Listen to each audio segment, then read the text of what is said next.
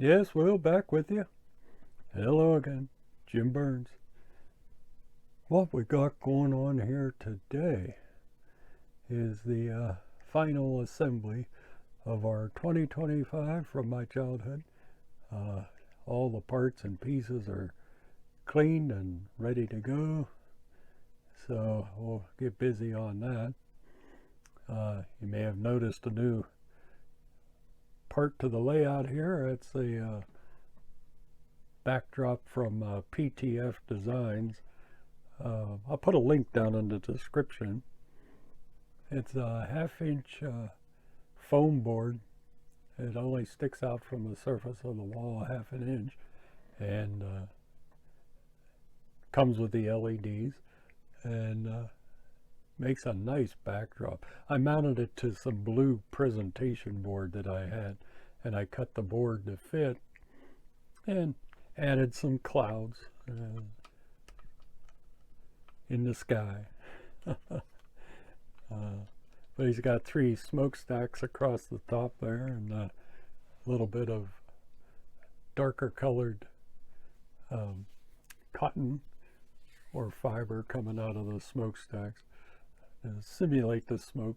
This is what he calls his rolling mill backdrop, but it was a perfect width to fit in that doorway. I had to add a little half-inch piece of foam at the end just to,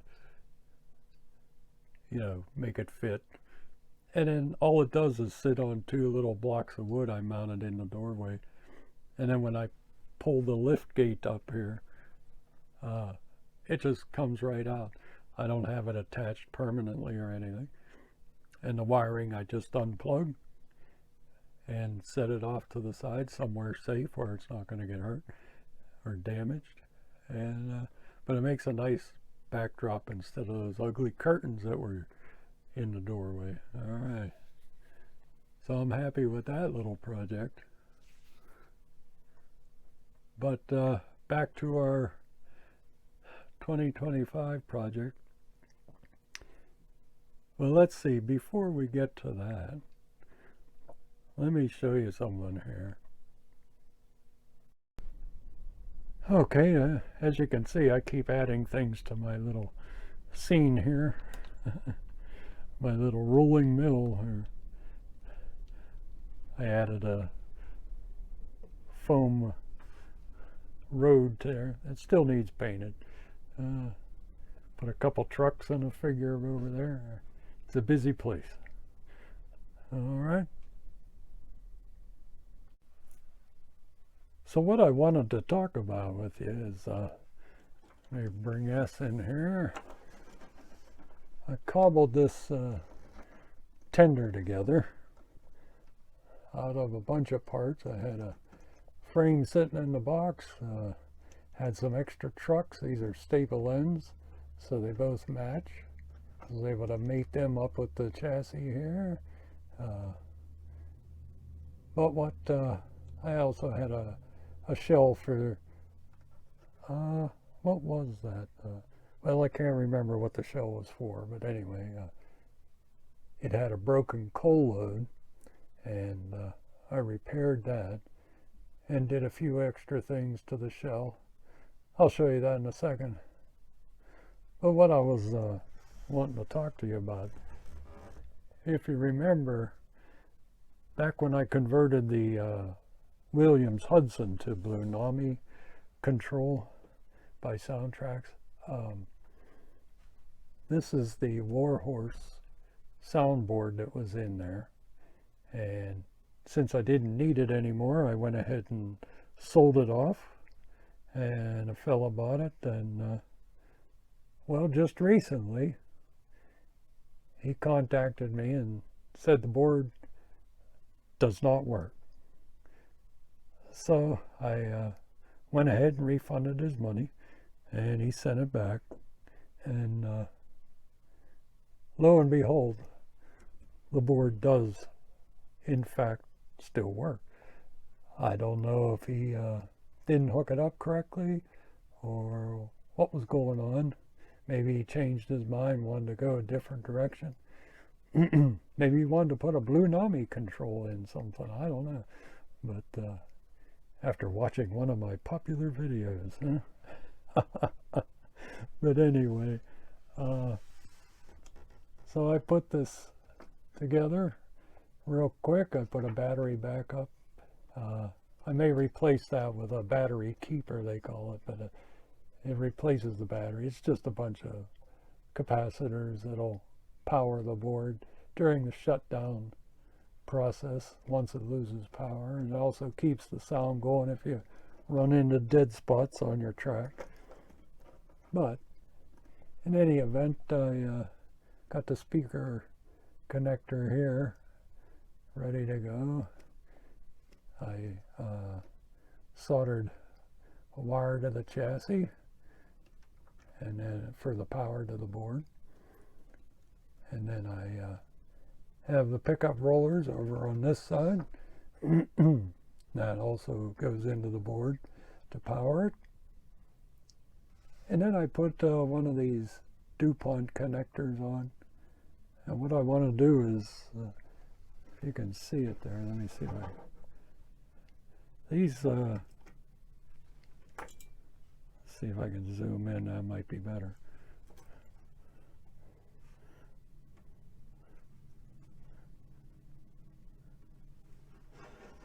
It'll focus on it. Here we go. These are for those breadboards for electronic projects. But this is the male end of one of those wires. I cut it in half, and then the female end I'm going to attach to where the pickup rollers attach to the E unit, and that will increase the electrical footprint of this locomotive by about 6 inches from one pickup roller to the next, so that'll be good. In case there's any dead spots. I don't have any. I haven't run across any dead spots because all my track on all sides of the switches are powered, so there shouldn't be a problem, but a little extra pickup won't hurt anything. All right. Now here's the speaker I'm going to use. This is a Fat Boy speaker, and comes with its own baffle case, and so I soldered a pigtail to it. That'll plug into the wire connector right there. And let me show you here.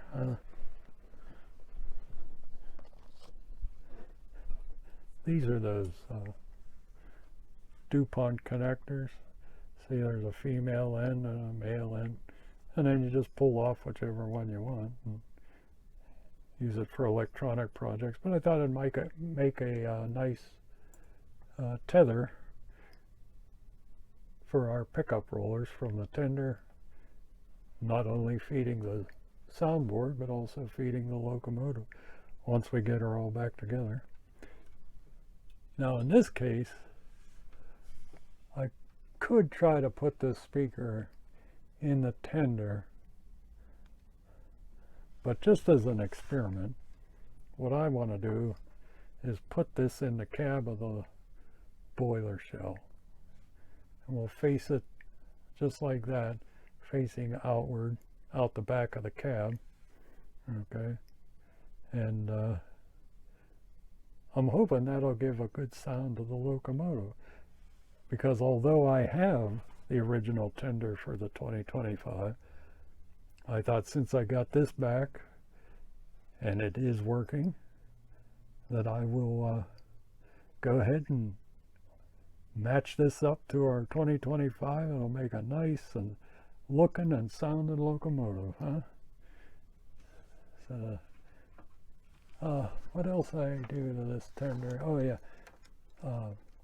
this particular truck here on the bottom, see if I can zoom in again. Let's see, there we go. This was a broken slide shoe truck I had, and it has the insulator board right in the middle, And as you can see, there's the magnet I used. I used a thicker, more powerful magnet because the reed switch for the soundboard I hot glued to the fiber insulator board, and but it was too far away for the small magnets that come with these soundboards.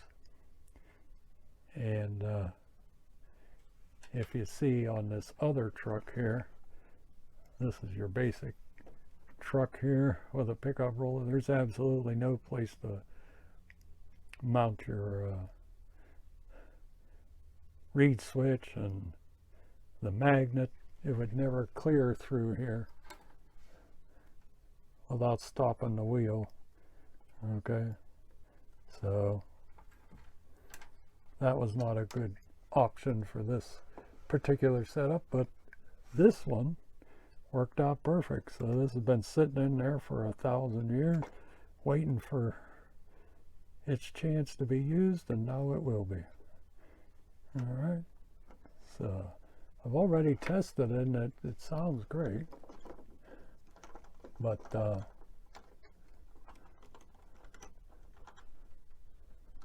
once we get this all back together,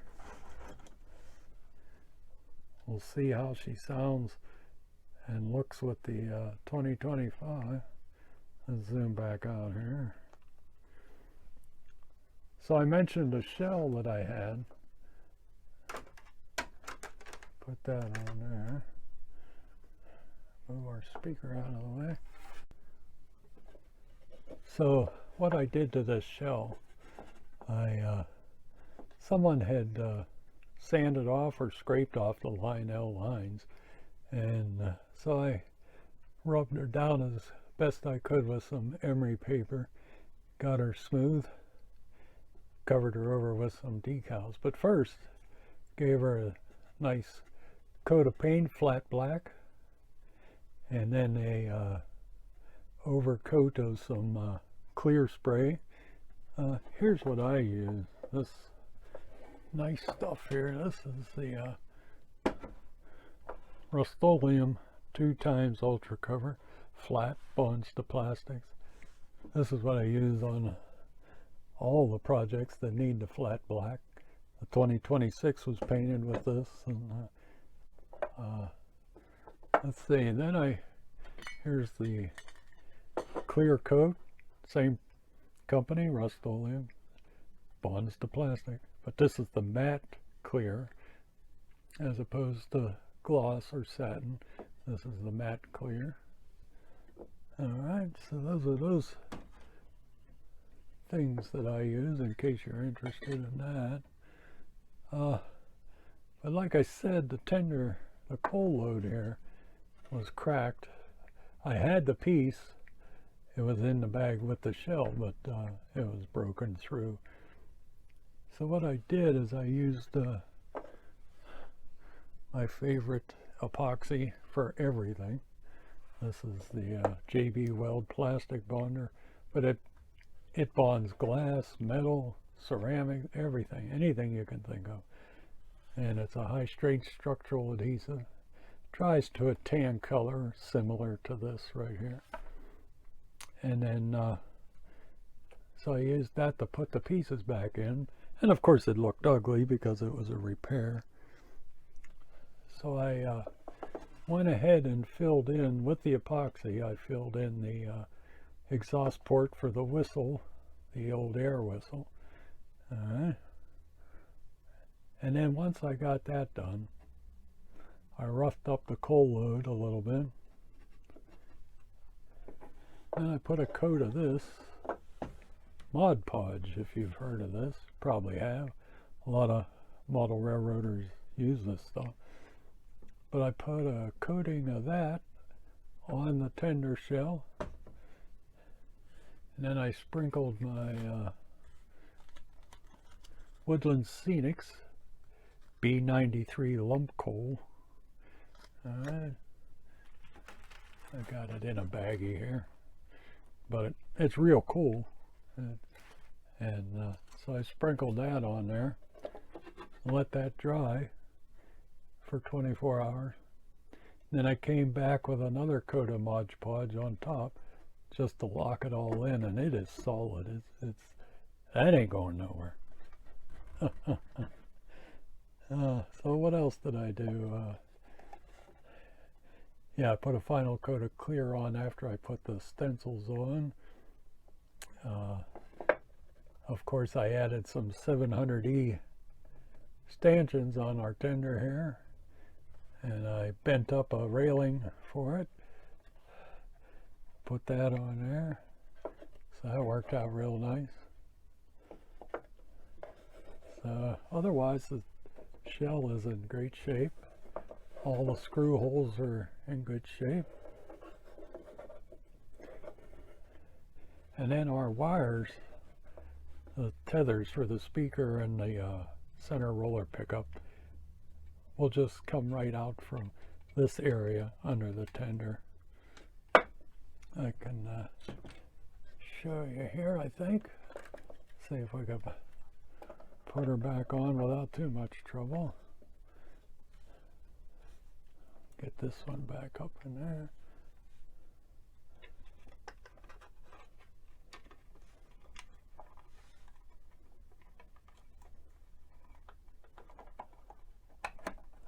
There we go. And you can see the tether. They'll come out there. I'll pull them out further once we get a good measurement to reach the locomotive. I wished I could have used all of these DuPont connections for all the speaker and the center roller, but there's just too much bulk to fit in that close space between the locomotive and the tender. So I went with the tiny speaker connections. All right. So there's our tender we're going to be using. Hopefully it all works out.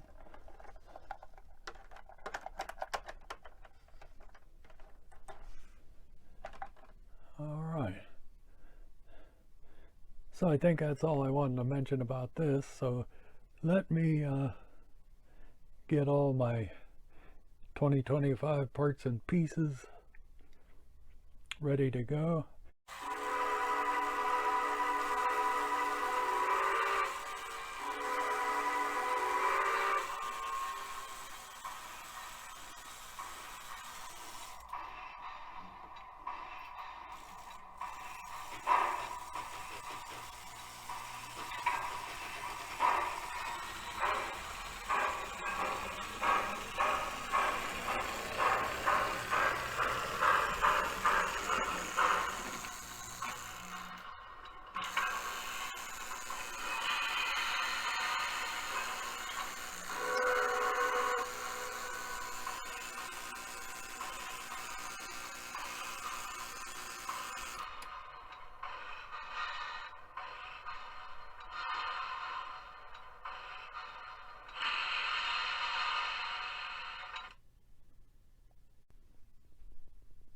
All right, folks, there she is, riding the rails once again.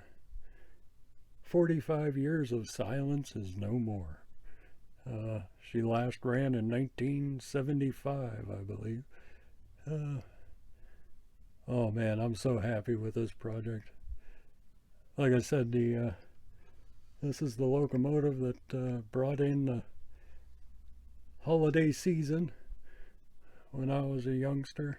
My first memory of it was 1960, and that was my first. It's a brief memory, but I do remember, mainly because I didn't understand what was going on when Mom and Dad emptied out the living room. Next thing I know, I see a big piece of plywood coming up and from the basement, and then the sawhorses. And then Mom stapling the poinsettia skirt around the platform, and then my dad getting busy. But then every year after that, while I was a youngster, this is the locomotive that transported Christmas into the house. So I'm very happy with this.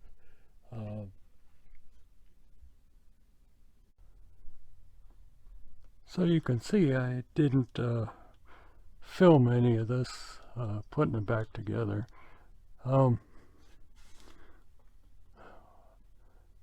What had happened was I got news that the cancer spread to the lymph nodes, and now involves around 3 of them.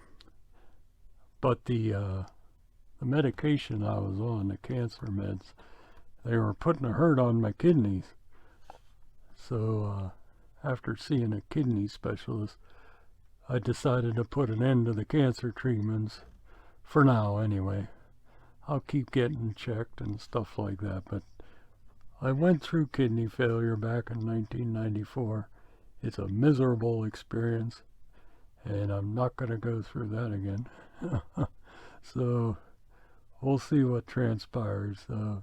Right now I'm not going to do any cancer treatments, but I was shaken so bad because of the sudden stop of the medication and the kidneys starting to fail, that it was all I could do to get this thing back together.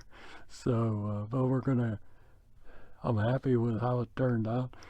I'm feeling much better now that I'm off the drugs now for about a month, and so we'll see what transpires. God's got me by the nape of the neck and just dragging me through life here, so we're going to continue. So let's take a look at this eccentric crank screw here. Lionel uses a Phillips head screw on there, 440. I think they're 5/8 long. But I replaced these on a few locomotives now. I think it looks much better. It's an Allen head screw, same thread and length, but I use a stainless steel.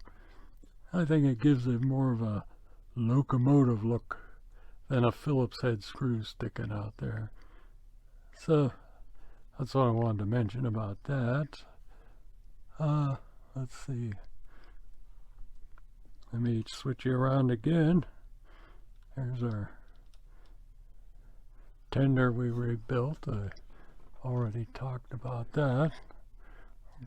Probably getting right in the way of the camera, but I pulled the shell off. I just left it loose for now.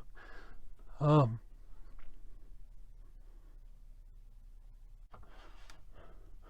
center rail pickups tie in here for the board, and then there's a pigtail right here, a square black, and that's going up to the connection on the E unit and ties in with the pickup rollers on the locomotive. And then here's our speaker connection here. I just have them tucked under the tender shell for now. Oh, I gotta push that a little closer. That center pickup. Yeah. I'll reseat that and get that pushed up so there's no exposed pin there. But I wanted to show you the speaker here. Let's see if I can get a good shot of that. I have it tucked up right inside the cab there, and it's the mounting tabs on the side of that baffle case on the speaker stop it from going all the way towards the motor assembly, the case of the motor. So yeah, that worked out well putting it there. I haven't tried to see if it would sound any better inside a tender shell, but so far I'm pleased with the sound it's given right where it's at. And so that's mounted there. All right. So we're all back together here, and I thought what we'd try and do here is see how well I can pace this thing around my layout here, and she's running beautifully. Smokes like a champ now. I'm real happy with that. Uh, and remember, I didn't repaint or anything. I just washed the shell and everything. I didn't repaint anything. I didn't touch it up. I wanted to leave it left as it was when I was a kid, and all the memories.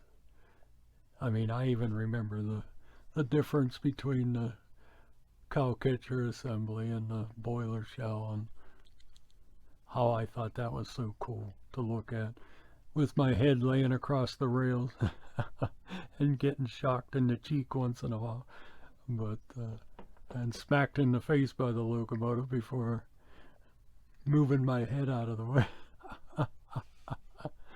A lot of great memories. But anyhow, let's see how well I can pace this thing, and we'll put a wrap on this project. I'm so happy. All right, let's see how she goes.